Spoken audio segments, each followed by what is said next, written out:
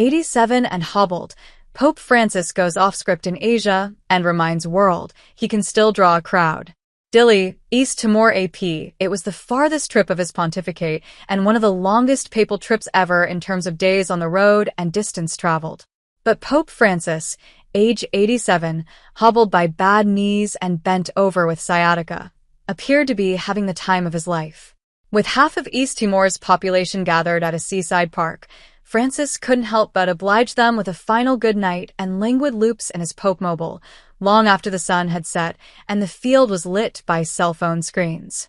It was late. The heat and humidity had turned Tsidaloo Park into something of a sauna, and most of the journalists had already gone back to their air-conditioned hotel to watch the Mass on TV. But there was Francis, defying the doubters who had questioned if he would or should make such an arduous trip to Asia given everything that could go wrong. "How many children you have?" Francis marveled to the crowd of 600,000, which amounted to the biggest ever turnout for a papal event as a proportion of the population. A people that teaches its children to smile is a people that has a future. The moment seemed to serve as proof that, despite his age, ailments, and 7 hours of jet lag, Pope Francis still could pope, still likes to pope, and has it in him to pope like he used to at the start of his pontificate. That's never truer than when he's in his element, in the peripheries of the world, among people forgotten by the big powers, where he can go off-script to respond to the spirit of the moment. And it was certainly the case on his 11-day trip through Indonesia, Papua New Guinea, East Timor, and Singapore, during which he clocked nearly 33,000 kilometers, 20,505 miles, in air travel alone. It was a trip that he had originally planned to make in 2020, but COVID-19 intervened. For years, and a handful of hospitalizations later, Francis finally pulled it off. He seemed to relish getting out of the Vatican and away from the weighty grind of the Holy See after being cooped up all year, much of it battling a long bout of bronchitis. Francis does tend to rally during foreign trips, though he usually sticks to a script when he's in the protocol meetings with heads of state, dutifully delivering speeches that were written in advance by Vatican diplomats. But when he's meeting with young people or local priests and nuns, he tends to show his true colors. He'll ditch his prepared remarks and speak off the cuff, often engaging in back-and-forth banter with the faithful to make sure his message has stuck.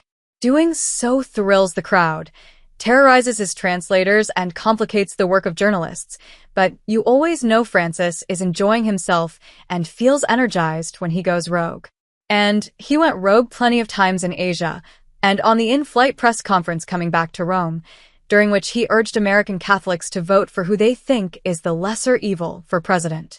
Francis started in Indonesia, arguably the most delicate destination on his itinerary given the country is home to the world's largest Muslim population.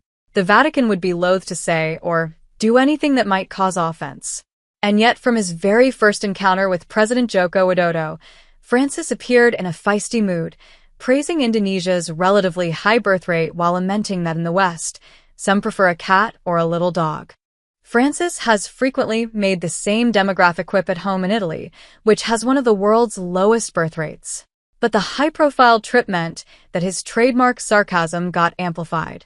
American commentators immediately assumed Francis had entered the childless cat ladies debate roiling U.S. politics, but there was no indication he had J.D. Vance in mind.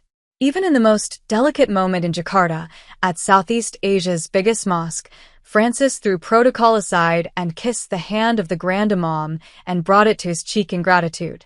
In Papua New Guinea, Francis was similarly jazzed after pulling off a visit to a remote jungle outpost that had seemed impossible for him to reach.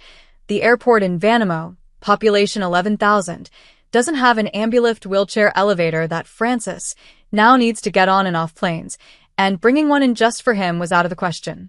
The stubborn Pope, who really wanted to go to Vanimo, ended up rolling on and off the back ramp of a C-130 cargo plane that Australia had offered to get him, and the metric ton of medicine and other supplies he brought with him to the town. Despite the considerable security concerns of entering a region torn by tribal rivalries, Francis seemed to relish the jungle visit, perhaps because he felt so much at home. A dozen Argentine missionary priests and nuns have lived in Vanimo with the local community for years and had invited him to come. They decorated the simple stage in front of the church with a statue of Argentina's beloved Virgin of Luján, to whom Francis is particularly devoted, and had a gourd of mate, the Argentine tea, waiting for him.